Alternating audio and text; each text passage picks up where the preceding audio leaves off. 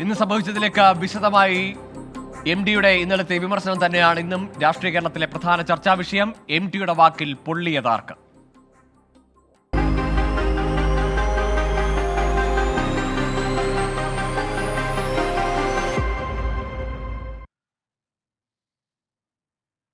മുഖ്യമന്ത്രിയെ വേദിയിലിരുത്തി MD വാസുദേവൻ നായർ നടത്തിയ രാഷ്ട്രീയ വിമർശനത്തിൽ വിവാദം തുടരുന്നു. MD പറഞ്ഞതിൽ പുതുമയില്ലെന്ന് CPIM. ഇതേ കാര്യം മുമ്പും MD എഴുതിയിട്ടുണ്ട്. ഉള്ളടക്കത്തിലുള്ളത് ചെറിയ വ്യത്യാസം മാത്രമെന്നും വിവാദത്തിൽ കക്ഷി ചേരേണ്ട കാര്യമില്ലെന്നും CPIM സംസ്ഥാന സെക്രട്ടേറിയറ്റ് വിലയിരുത്തി. ഷഫീദ് റാവുത്തർ ചേരുന്നുണ്ട് വിശദാംശങ്ങളുമായി തിരുവനന്തപുരത്ത് നിന്ന്. ഷഫീദ്, ഈ വിമർശനം ഉണ്ടാക്കുന്ന ചർച്ചകൾ അത് CPM-ന് അപ്രതീക്ഷിതമായ ഒരു അടി കൂടിയായിരുന്നു ഇന്നലത്തെ ആ പ്രസംഗം MD-യുടേത്. ഏതായാലും ഇന്ന് ദേശാഭിമാനി ഉൾപ്പെടെ MD CPM-നെയോ സംസ്ഥാന സർക്കാരിനെയോ ഒന്നും ഉദ്ദേശിച്ചല്ല എന്ന് വിശദീകരിക്കുന്നുണ്ടായിരുന്നു. നേതാക്കളുടെ പ്രതികരണം ഇതിനകത്ത് ഈ വിഷയത്തിൽ എങ്ങനെയാണ്? ഒപ്പം പ്രതിപക്ഷം ഉന്നയിക്കുന്ന രാഷ്ട്രീയ വിമർശനങ്ങളും. ഗോകുൽ, ഇക്കാര്യത്തിൽ ഏറ്റവും ശ്രദ്ധേയമായിട്ടുള്ള കാര്യം KLF വേദിയിൽ മുഖ്യമന്ത്രി ഇരുത്തി MD വാസുദേവൻ നായർ നടത്തിയ പരാമർശം അത് CPM സംസ്ഥാന സെക്രട്ടേറിയറ്റിലടക്കം ചർച്ചയാകുന്ന ഗൗരവമായ വിഷയമായി മാറി എന്നുള്ളതാണ്. അതായത് കഴിഞ്ഞ ദിവസം ഇതുമായി ബന്ധപ്പെട്ട് ഇന്ന് രാവിലെ അടക്കം ദേശാഭിമാനിയുടെ മുഖപത്രത്തിൽ MD-യുടെ എന്ന പേരിൽ അല്ലെങ്കിൽ MD-യുടെ പരാമർശം വിശദീകരണം എന്ന പേരിൽ നൽകിയ വാർത്തയടക്കമുള്ള വിഷയങ്ങൾ നിൽക്കുമ്പോഴും ഇന്ന് രാവിലെ മുതൽ നമ്മൾ കണ്ട കാഴ്ച LDF നേതാക്കൾ, ഇടത് നേതാക്കൾ ഒരേ സ്വരത്തിൽ ഇക്കാര്യത്തിൽ പ്രതിരോധം തീർക്കുന്ന കാഴ്ചയാണ് നമ്മൾ കണ്ടത്. പിന്നാലെ CPM സംസ്ഥാന സെക്രട്ടേറിയറ്റിലും വിഷയം ചർച്ചയായി. സെക്രട്ടേറിയറ്റ് ഇക്കാര്യത്തിൽ എടുത്തിരിക്കുന്ന ഒരു തീരുമാനമെന്ന് പറയുന്നത് MD വാസുദേവൻ നായർ നടത്തിയ പരാമർശത്തിൽ പുതുമയില്ല. അങ്ങനെ ഒരു വിലയിരുത്തലിലേക്ക് CPM എത്തിച്ചേർന്നു. വിവാദത്തിൽ കക്ഷി ചേരേണ്ട കാര്യമില്ല. കൂടാതെ ഇതേ കാര്യം മുൻപും MD എഴുതിയിട്ടുണ്ട്. EMS-നെ അനുസ്മരിച്ച വർഷങ്ങൾക്ക് മുൻപ് എഴുതിയ ലേഖനമാണിതെന്നും അതുകൊണ്ട് തന്നെ അതിനെ ലോക്സഭാ തെരഞ്ഞെടുപ്പിന്റെ അടക്കം പശ്ചാത്തലത്തിൽ വിഷയം കൂടുതൽ ചർച്ചയാകുന്നത് ഗുണകരമാകില്ലെന്നും CPM വിലയിരുത്തുന്നുണ്ട്. മാത്രമല്ല MD-യുടെ വിമർശനം കേന്ദ്ര സർക്കാരിനെതിരെ ഉള്ളതാണെന്ന് പ്രതികരിച്ച LDF കൺവീനർ EP ജയരാജൻ അടക്കം രംഗത്തെത്തുകയും ചെയ്തു. മാധ്യമങ്ങളെ വിമർശിച്ച മന്ത്രി MP രാജേഷ്, അതേപോലെ തന്നെ മന്ത്രി PA മുഹമ്മദ് റിയാസ് എന്നിവർ മാധ്യമങ്ങൾ നടത്തിയത് തെറ്റായ വ്യാഖ്യാനമാണ് എന്നുള്ള വിമർശനം ഉന്നയിക്കുകയുള്ളൂ. പിന്നാലെയാണ് ഇക്കാര്യത്തിൽ പ്രതിപക്ഷത്തിന്റെ പ്രതികരണം വരുന്നത്. വീണ് കിട്ടിയ അവസരം പോലെ CPM-നെതിരെയും സർക്കാരിനെതിരെയും മുഖ്യമന്ത്രിക്കെതിരെയും ഈ വിഷയം ഉപയോഗിക്കുകയാണ് പ്രതിപക്ഷം. കേരളം കാത്തിരുന്ന പ്രതികരണം ആണ് MD-യുടേത് എന്നുള്ളതായിരുന്നു VD സതീശൻ ഇക്കാര്യത്തിൽ നൽകിയ ഒരു പ്രതികരണം എന്ന് പറയുന്നത്. MD-യുടെ വിമർശനം മുഖ്യമന്ത്രിയുടെ മുഖത്തേറ്റ പ്രഹരമാണെന്ന് BJP സംസ്ഥാന അധ്യക്ഷൻ K സുരേന്ദ്രനും വിമർശിച്ചു. അങ്ങനെ വിവാദം വളരെ ചൂടുപിടിച്ച് മുന്നോട്ട് പോവുകയാണ്. പക്ഷേ വിവാദത്തിൽ ഇതുവരെയും MD വാസുദേവൻ നായർ നേരിട്ട് പ്രതികരിച്ചിട്ടില്ല എന്നുള്ളതും ശ്രദ്ധേയമായ കാര്യമാണ് ഗോകുൽ. തീർച്ചയായും. ഏതായാലും MD-യുടെ വിശദീകരണമൊന്നും ഇക്കാര്യത്തിൽ പിന്നീട് വന്നിട്ടില്ല. പക്ഷേ CPM വിശദീകരിക്കാൻ ശ്രമിക്കുന്നത്, അല്ലെങ്കിൽ CPM സഹയാത്രികരായ സാഹിത്യകാരന്മാരെ പോലും അതിൽ വിശദീകരണം നൽകുന്നത് അത് മുഖ്യമന്ത്രിയോ സംസ്ഥാന സർക്കാരിനെയോ CPM-നെ ഉദ്ദേശിച്ചുള്ളതല്ല എന്നാണ്. പക്ഷേ ഇത് തങ്ങളുടെ വിമർശനങ്ങൾക്ക് തങ്ങൾ കാലങ്ങളായി ഉന്നയിക്കുന്ന സംസ്ഥാന സർക്കാരിൻ്റെയും മുഖ്യമന്ത്രിയുടെയും പ്രവർത്തനം ഏകാധിപത്യപരമെന്ന വിമർശനത്തിന് കിട്ടിയ ഒരു അംഗീകാരം എന്ന നിലയിലാണ് പ്രതിപക്ഷം ഈ കാര്യങ്ങളെ ഇന്നലത്തെ മുഖ്യമന്ത്രിയെ വേദിയിരുത്തിക്കൊണ്ടുള്ള MD-യുടെ പ്രസംഗത്തെ അവതരിപ്പിക്കുന്നത്. ഷഫീദ് റാവുത്തറാണ് വിശകലനം ചെയ്ത റിപ്പോർട്ട് നൽകിയത്. MD വാസുദേവൻ നായരുടെ രാഷ്ട്രീയ വിമർശനം സാഹിത്യ സാംസ്കാരിക രംഗത്തും ചർച്ചയായി. വിമർശനം CPIM-ന് നേർക്കു തന്നെയെന്ന് NS മാധവൻ പ്രതികരിച്ചു. കേന്ദ്ര സർക്കാരിന് ബാധകമെന്ന് K സച്ചിദാനന്ദൻ പറഞ്ഞു. ആർക്കെങ്കിലും ആത്മവിമർശനത്തിന് വഴിയൊരുക്കിയാൽ നല്ലതെന്നാണ് പരിപാടിക്ക് ശേഷം MD പറഞ്ഞതെന്ന് എഴുത്തുകാരൻ NE സുധീർ വ്യക്തമാക്കി. MD വാസുദേവൻ നായരുടെ വിമർശനം ഏതെങ്കിലും വ്യക്തിയിലേക്ക് ചുരുക്കരുതെന്നും മുഴുവൻ അധികാര കേന്ദ്രങ്ങൾക്കും ബാധകമാണെന്നുമാണ് സാഹിത്യലോകത്ത് പലരുടെയും പ്രതികരണം. അതേസമയം CPIM-ന് MD ഒരുക്കിയത് ആത്മപരിശോധന നടത്താനുള്ള അവസരമാണെന്ന് NS മാധവൻ പറഞ്ഞു. ഇടതുപക്ഷത്തെ മാത്രം ഈ കാര്യങ്ങൾ ഓർമ്മിപ്പിച്ചത് ഇടതുപക്ഷം ആത്മപരിശോധന ചെയ്യാൻ പ്രേരിപ്പിക്കും എന്നാണ് എനിക്ക് തോന്നുന്നത്. MD പറയുന്നുണ്ട്, ഞാൻ പറഞ്ഞ യാഥാർത്ഥ്യങ്ങളാണ്, അത് ആത്മപരിശോധന ചെയ്യണമെന്ന്. മുഖ്യമന്ത്രിയുടെ സാന്നിധ്യം വേദിയിലുണ്ടായിരുന്നതുകൊണ്ട് വിമർശനം കേരളത്തിലെ സാഹചര്യത്തെക്കുറിച്ച് മാത്രമാണെന്ന് പറയാനാകില്ലെന്ന് കവി K സച്ചിദാനന്ദൻ. മുഖ്യമന്ത്രിയുടെ ഒരു ഭൗതിക സാന്നിധ്യം കൊണ്ട് മാത്രം അത് അദ്ദേഹത്തെ ഉദ്ദേശിച്ചാണെന്നുള്ള വ്യാഖ്യാനം ഒരു വ്യാഖ്യാനമാണ്. പലതരത്തിൽ വ്യാഖ്യാനിക്കാം. അതൊരു സാധ്യമായ ഒരു വ്യാഖ്യാനമാണ്, അല്ലെന്ന് ഞാൻ പറയുന്നില്ല. പക്ഷെ അത് ആ രീതിയിൽ മാത്രമാണ് വ്യാഖ്യാനിക്കേണ്ടത്. അതിനെ ഇന്നത്തെ ദേശീയ സന്ദർഭത്തിൽ കാണേണ്ടതില്ലേ?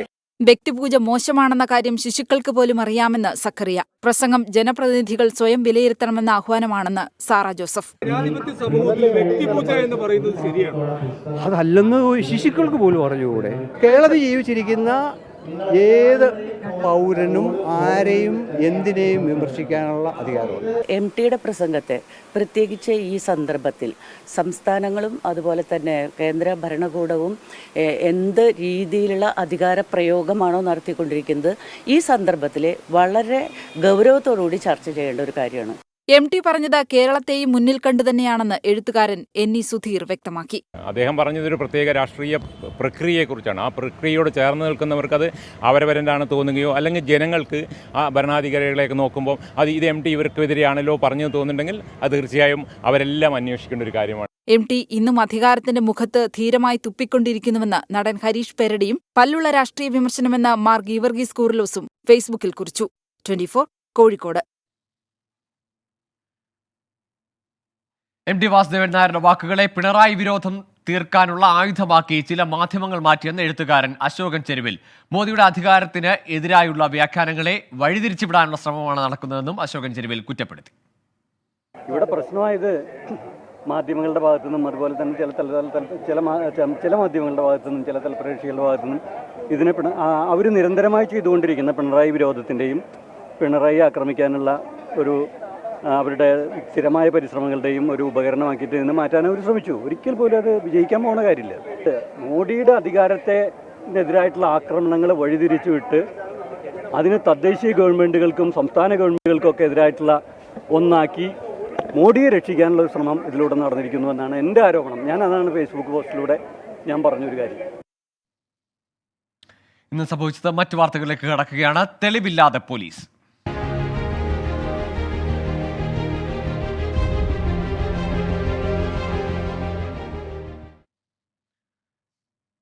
റിപ്പോർട്ടർ വിനീത വിജിക്കെതിരായ കേസിൽ അറസ്റ്റ് തടഞ്ഞ് ഹൈക്കോടതി.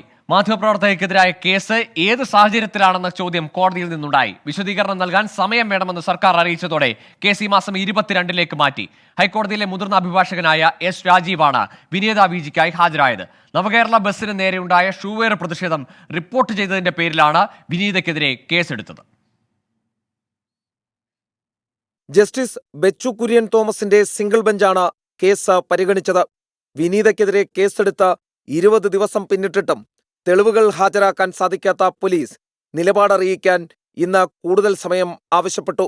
ഇതിനിടെ മാധ്യമപ്രവർത്തകർക്കെതിരായ കേസ് ഏത് സാഹചര്യത്തിലാണെന്ന ചോദ്യം കോടതിയിൽ നിന്നുണ്ടായി. പിന്നാലെ വിനീത വിജിക്കെതിരായ അറസ്റ്റ് തടഞ്ഞ ഹൈക്കോടതി കേസ് ഈ മാസം 22 വീണ്ടും പരിഗണിക്കാനായി മാറ്റി. നേരത്തെ മുഖ്യമന്ത്രിയും മന്ത്രിമാരും സഞ്ചരിച്ച ബസ്സിന് നേരെ പെരുമ്പാവൂരിൽ വെച്ച് KSU പ്രവർത്തകർ ഷൂ എറിഞ്ഞത് റിപ്പോർട്ട് ചെയ്തതിന്റെ പേരിലാണ് വിനീത വിജിക്കെതിരെ ഗൂഢാലോചന കുറ്റം ചുമത്തി കേസെടുത്തത്. ക്രിമിനൽ ഗൂഢാലോചന, വധശ്രമം ഉൾപ്പെടെയുള്ള വകുപ്പുകൾ ചുമത്തി 5ാം പ്രതിയാക്കിയായിരുന്നു കേസ്. S ശ്രീകാന്ത്, 24 കൊച്ചി. പോലീസിനെ സർക്കാർ ദുരുപയോഗം ചെയ്തതിന്റെ ഉദാഹരണമാണ് 24 റിപ്പോർട്ടർക്കെതിരെയുള്ള കേസെന്ന് ജസ്റ്റിസ് കെമാൽ പാഷ. വിമർശിക്കുന്നവരെ ഭയപ്പെടുത്തി അടിച്ചമർത്തേണ്ടെന്നും ഹൈക്കോടതി മുൻ ജഡ്ജി മുന്നറിയിപ്പ് നൽകി. ഭയപ്പെടുത്തുക. ഇത് ഭയപ്പെടുത്താൻ വേണ്ടിയാണ്.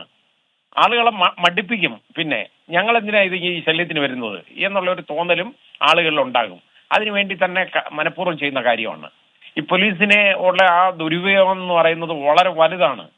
ഈ നമുക്ക് ഏറ്റവും സങ്കടകരമായ ഒരു കാര്യം എന്ന് പറയുന്നത് ഈ കേരളത്തിലെ പോലീസ് നല്ല ഖ്യാതി ഉണ്ടായിരുന്ന പോലീസ് ആണ്. അവര് പലരും, അതായത് നല്ല ഭൂരിപക്ഷം ആളുകളും ഇവരുടെ കയ്യിലെ രാഷ്ട്രീയക്കാരുടെ കയ്യിലെ കളിപ്പാകളും പിണിയാളുകളുമായിട്ട് അവരെ മാറുകയാണ് എന്നുള്ളതാണ് ഏറ്റവും സങ്കടകരമായ കാര്യം.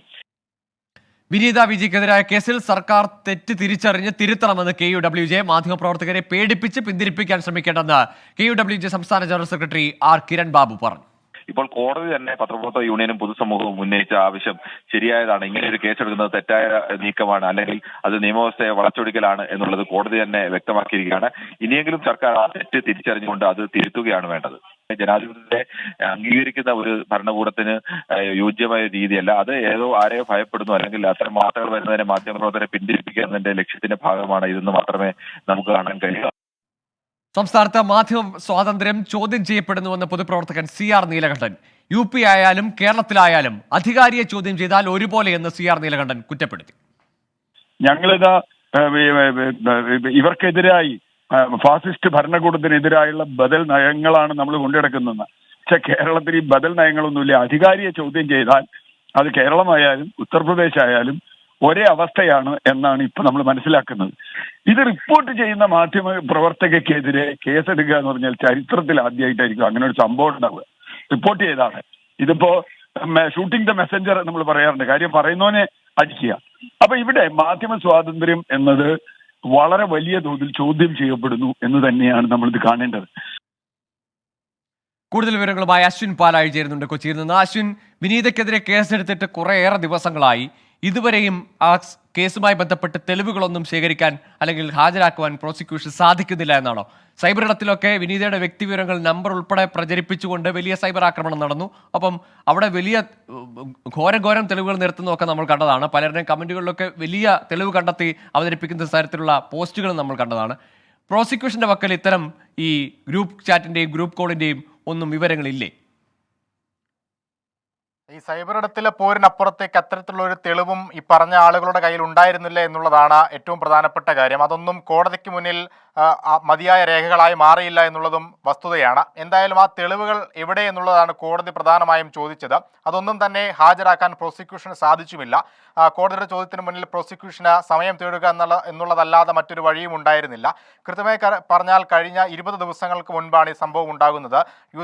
KSUവിൻ്റെ ഷൂവേർ ഈ നവകേരള ബസ്സിനെതിരായ പ്രതിഷേധം റിപ്പോർട്ട് ചെയ്തതിൻ്റെ പേരിൽ വധശ്രമവും ഒപ്പം ഗൂഢാലോചനയും ഒക്കെ ചുമത്തി ഒരു മാധ്യമപ്രവർത്തകർക്കെതിരെ കേസെടുത്തിട്ട് കോടതിയിൽ വരുമ്പോൾ അതിന് തെളിവില്ല എന്നുള്ള നാണക്കേടിൻ്റെ മുഖത്താണ് ഇന്ന് കേരള പോലീസ് കോടതിയിൽ നിന്നത് എന്നുള്ളതാണ് ഏറ്റവും പ്രധാനപ്പെട്ട കാര്യം. ഇതാദ്യമായല്ല, 2ാം തവണയാണ് ഇത്തരത്തിൽ ഒരു അപഹാസ്യമായി കേരള പോലീസിൻ്റെ ചില നടപടികൾ മാറുന്നത് എന്നുള്ളതും ശ്രദ്ധേയമാണ്.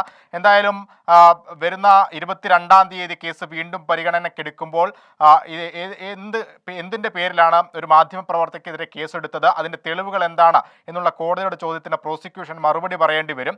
എന്താണ് തെളിവായി പ്രോസിക്യൂഷൻ ഹാജരാക്കുന്നത് എന്നുള്ളതാണ് ഇനി ശ്രദ്ധേയമായ കാര്യം. എന്തായാലും 22-നാണ് ജസ്റ്റിസ് ബെച്ചു കുര്യൻ തോമസിന്റെ സിംഗിൾ ബെഞ്ച് വീണ്ടും കേസ് പരിഗണനയ്ക്കെടുക്കുന്നത്. അതുവരെ സർക്കാരിനും പ്രോസിക്യൂഷനും ഇത് നിർണായകമാണ്. ഗൂഗിൾ. ശരി അശ്വിൻ, ഏതായാലും കേസെടുത്ത് 20 ദിവസം പിന്നിടുമ്പോഴും വ്യക്തമായ തെളിവുകൾ എന്ന് പ്രോസിക്യൂഷൻ ഹാജരാക്കുന്നില്ല. വിനീതയ്ക്കെതിരെ ഗുരുതരമായ വകുപ്പുകൾ ചുമത്തി കേസെടുത്തത് എന്തിനാണ് എന്നത് 22-ന് ഏതായാലും കോടതിയിൽ പ്രോസിക്യൂഷൻ പറഞ്ഞേ മതിയാകും. അശ്വിൻ പാലാഴിയാണ് വിവരങ്ങൾ നൽകിയത്. സപ്ലൈകോയിലെ സബ്സിഡി സാധനങ്ങളുടെ വിലവർധന വിശദമായ ചർച്ചയ്ക്ക് ശേഷം മതിയെന്ന് മുഖ്യമന്ത്രി പിണറായി വിജയൻ. വിഷയം മന്ത്രിസഭയിൽ അവതരിപ്പിക്കും മുമ്പ് മുഖ്യമന്ത്രിയും ഭക്ഷ്യമന്ത്രി GR അനിലും ചർച്ച നടത്തും. അന്തിമ തീരുമാനം അതിനുശേഷം മതിയെന്നാണ് മുഖ്യമന്ത്രിയുടെ നിർദ്ദേശം. VA ഗിരീഷ് ചേരുന്നുണ്ട് തിരുവനന്തപുരത്ത് നിന്ന് വിവരങ്ങളുമായി. ഗിരീഷ്, സപ്ലൈകോ ഔട്ട്ലെറ്റുകളിൽ സാധനങ്ങളില്ല എന്ന പരാതി ഒരു വശത്ത് നിൽക്കുന്നു. ധനവകുപ്പ് പണം അനുവദിക്കുന്നില്ല എന്ന പരാതി സപ്ലൈകോയ്ക്ക് നേരത്തെ തന്നെ ഉണ്ട്. ഇതിനിടയിൽ കരാറുകാർ നാളെ മുതൽ അനിശ്ചിതകാല പണിമുടക്കിലേക്ക് പോകുന്നു. ഈ നിരക്ക് വർധന എന്നത് ഒരു പിടിച്ചു നിൽക്കാനുള്ള ഒരു മാർഗമായി കണ്ടതാണോ? അത് നടപ്പാക്കാത്ത രീതി അല്ലെങ്കിൽ അത് തൽക്കാലം വേണ്ടെന്ന് പറയുമ്പോൾ ഇതിനെയൊക്കെ ഈ പ്രതിസന്ധികളെയൊക്കെ സപ്ലൈകോ എങ്ങനെ മറികടക്കും? ഗൂഗിൾ സപ്ലൈകോയിലെ സബ്സിഡി സാധനങ്ങളുടെ വില വർധന അടിയന്തരമായി അല്ലെങ്കിൽ ധൃതി പിടിച്ച് വേണ്ട എന്നുള്ളതാണ് ഇപ്പോൾ മുഖ്യമന്ത്രി എടുത്തിരിക്കുന്ന നിലപാട്. വിപണി വില കണക്കാക്കി സബ്സിഡി നിശ്ചയിക്കാനുള്ള വിദഗ്ധ സമിതിയുടെ നിർദ്ദേശം ഭക്ഷ്യവകുപ്പ് അംഗീകരിച്ചിരുന്നു. ഇനിയും മന്ത്രിസഭാ യോഗമാണ് ഇക്കാര്യത്തിൽ തീരുമാനമെടുക്കേണ്ടത്. പക്ഷേ ഇതിനിടയിലാണ് വില വർധനയിൽ വിശദമായ ചർച്ച ആവശ്യമാണെന്ന് മുഖ്യമന്ത്രി നിർദ്ദേശിച്ചിരിക്കുന്നത്. ഇതിനുശേഷം മന്ത്രിസഭാ യോഗത്തിൽ അവതരിപ്പിച്ചാൽ മതി എന്നുള്ളതാണ് മുഖ്യമന്ത്രിയുടെ നിർദ്ദേശം. കാരണം ലോക്സഭാ തെരഞ്ഞെടുപ്പൊക്കെ അടുത്തിരിക്കുന്ന ഒരു സാഹചര്യത്തിൽ വില വർധന ഏത് തരത്തിൽ ബാധിക്കുമെന്നുള്ളത് കൂടി പരിഗണിച്ച ശേഷം ഇത് നടപ്പാക്കിയാൽ മതിയെന്നാണ് മുഖ്യമന്ത്രി ഇപ്പോൾ നൽകിയിരിക്കുന്ന നിർദ്ദേശം. ശരി, മാസങ്ങളായി സപ്ലൈകോയിലെ സബ്സിഡി സാധനങ്ങൾ ലഭിക്കുന്നില്ല. അത് മന്ത്രി തന്നെ പല സബ്സിഡി സാധനങ്ങളും ഇല്ല എന്നത് സാക്ഷ്യപ്പെടുത്തിയതാണ്. അപ്പം ഇതിനിടയിൽ വന്ന നിരക്ക് വർധന ആലോചന അത് ഉടനടി വേണ്ട, അതിൽ ഇനിയും കൂടിയാലോചനകൾ നടത്തണം, ചർച്ച നടത്തണം എന്നതാണ് ഇപ്പോൾ മുഖ്യമന്ത്രി നൽകിയിരിക്കുന്ന നിർദ്ദേശം. അതൊരു പക്ഷേ ലോക്സഭാ തെരഞ്ഞെടുപ്പ് വരാനിരിക്കുന്നത് കൂടി കണക്കിലെടുത്താവും എന്നതാണ് വിലയിരുത്തപ്പെടുന്നത്. VA ഗിരീഷാണ് വിവരങ്ങൾ നൽകിയത്. അന്വേഷണം കൂടുതൽ പേരിലേക്ക്.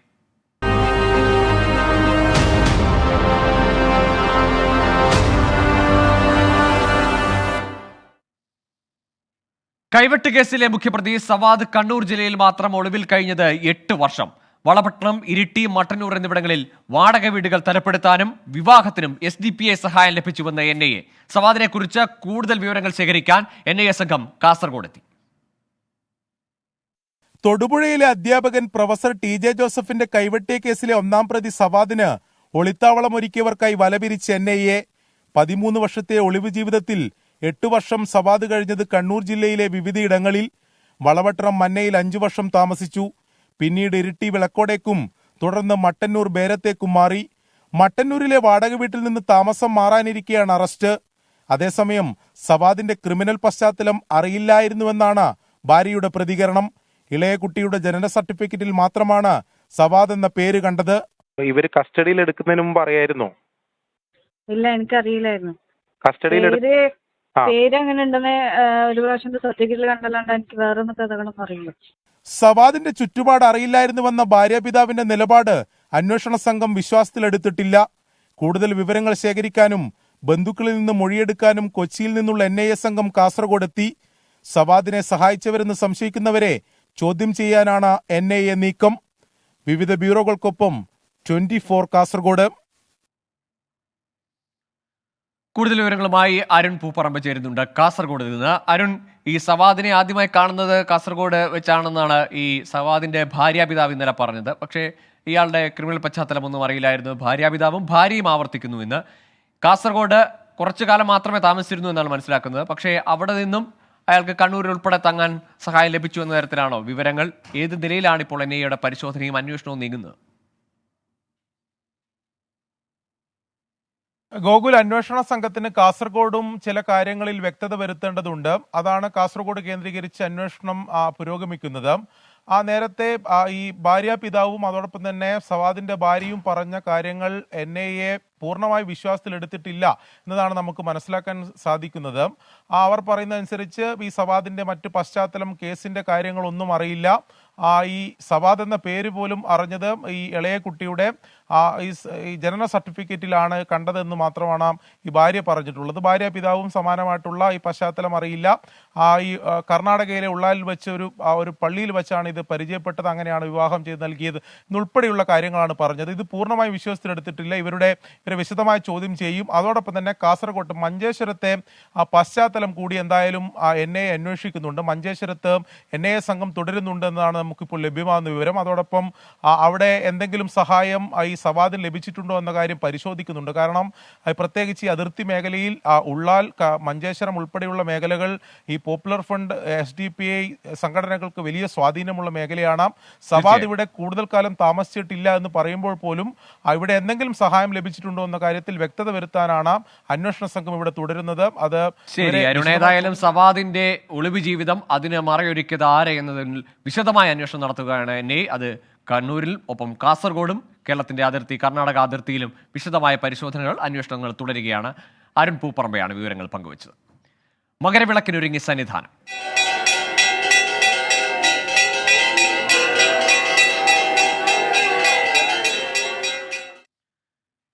ശരണമന്ത്രമുഖരിതമായി എരുമേലി. മകരവിളക്കിന് മുന്നോടിയായി എരുമേലി പേട്ടതുള്ളൽ നടന്നു. രാവിലെ അമ്പലപ്പുഴ സംഘത്തിന്റെ പേട്ടതുള്ളലാണ് നടന്നത്. ഉച്ചയ്ക്ക് ശേഷം ആലങ്ങാട് സംഘത്തിന്റെ പേട്ടതുള്ളലും ഭക്തിസ്വാതന്ത്ര്യമായി. വിവരങ്ങളുമായി അരുൺ പാറക്കൽ ചേരുന്നുണ്ട്. അരുൺ, ഏതായാലും പേട്ടതുള്ളലും അവസാനിക്കുന്നു. ഇനി തിരുവാഭരണ ഘോഷയാത്ര നാളെ ആരംഭിക്കുകയാണ്. സന്നിധാനം ഈ മകരവിളക്ക് ദർശനത്തിനും മകരവിളക്ക് ഉത്സവത്തിനും ഒരുങ്ങിക്കഴിഞ്ഞു. ഒന്നാകെ മകരവിളക്ക് ഉത്സവത്തിന് ഒരുങ്ങിക്കഴിഞ്ഞു എന്ന് വേണം പറയാൻ. പല സ്ഥലങ്ങളിലും ഭക്തർ കൂട്ടങ്ങളായി എത്തി പഠനശാലകളൊക്കെ പണിത് അവിടെ താമസം തുടങ്ങിയിട്ടുണ്ട്. ഇനി വരും ദിവസങ്ങളിൽ തീർത്ഥാടകരുടെ ഒരു പ്രവാഹമായിരിക്കും സന്നിധാനത്തുടനീളം എന്നാണ് നമുക്ക് കാണാൻ സാധിക്കുന്നത്. രാവിലെ തിരക്ക് കുറവായിരുന്നു. ഇപ്പോൾ വൈകിട്ട് നമുക്ക് ആ ദൃശ്യങ്ങളിൽ കാണാവുന്ന പോലെ തന്നെ വലിയ തിരക്ക് സന്നിധാനത്ത് അനുഭവപ്പെടുന്നുണ്ട്. ഈ മകരവിളക്ക് ദിവസം പമ്പയിൽ നിന്ന് സന്നിധാനത്തേക്കുള്ള പ്രവേശനം 11:30 വരെ, ഉച്ചയ്ക്ക് 11:30 വരെ മാത്രമാണെന്ന് അറിയിച്ചിട്ടുണ്ട്. മാത്രമല്ല ഈ സുരക്ഷാ ക്രമീകരണങ്ങളൊക്കെ വിലയിരുത്തുന്നതിന് വേണ്ടി സംസ്ഥാന പോലീസ് മേധാവി നാളെ നിലയ്ക്കൽ, പമ്പ, സന്നിധാനം എന്നിവിടങ്ങളിൽ സന്ദർശിക്കും. ഇവിടെ പ്രത്യേക യോഗങ്ങളുണ്ട്. ആ യോഗങ്ങളിലൊക്കെ പങ്കെടുക്കും. ഇന്നിപ്പോൾ ദേവസ്വം ബോർഡിന്റെയും പോലീസിന്റെയും ഒക്കെ യോഗങ്ങൾ ചേർന്നിരുന്നു. ചില തീരുമാനങ്ങളൊക്കെ പോലീസും ദേവസ്വം ബോർഡും ഒക്കെ കൈക്കൊണ്ടു. തീർത്ഥാടകരെ സഹായിക്കുന്നതിന് വേണ്ടി 2500 പോലീസുകാരെയാണ് സന്നിധാനത്ത് നിയോഗിച്ചിട്ടുള്ളത്. ഇത് മകരവിളക്ക് ദിവസം 250 ഉദ്യോഗസ്ഥരെ കൂടി ഇവിടേക്ക് കൊണ്ടുവരും, നിയോഗിക്കുമെന്നാണ് അറിയിച്ചിരിക്കുന്നത്. മാത്രമല്ല 350ഓളം ദേവസ്വം ജീവനക്കാരെ ദേവസ്വം ബോർഡ് അധികമായി നിയോഗിച്ചിരിക്കുന്നു. എന്തായാലും തീർത്ഥാടകർക്ക് യാതൊരു വിധത്തിലുള്ള ബുദ്ധിമുട്ടുമുണ്ടാകാതെ അവർക്ക് എല്ലാവിധ സൗകര്യങ്ങളും ചെയ്തു കൊടുക്കാനുള്ള ഒരു തയ്യാറെടുപ്പിലാണ് പോലീസും ദേവസ്വം ബോർഡും ഒക്കെ ഉള്ളത്.